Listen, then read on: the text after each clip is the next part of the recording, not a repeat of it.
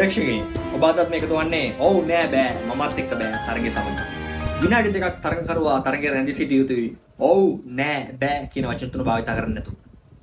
සානක ඉතින් සානක නීති රීති පැහැදිලිද? හොඳයි. මගේ පළමු ප්‍රශ්නය.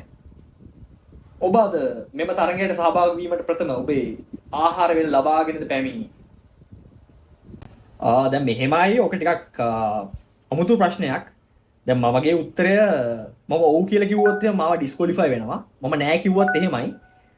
මම බෑ කියන පිළිතුර මේකෙදි දෙන්න බලාපොරොත්තු වෙන පිළිතුරක් නෙවෙයි කොහොමත්. මොකද මේක ඔව් නෑ ටයිප් එකට යන ප්‍රශ්නයක් හින්දා ඔය වගේ ඇහුවේ. එහෙනම් මම දෙන උත්තරය තමයි මම ආහාර අරගෙන තමයි තරඟයට පැමිණියේ.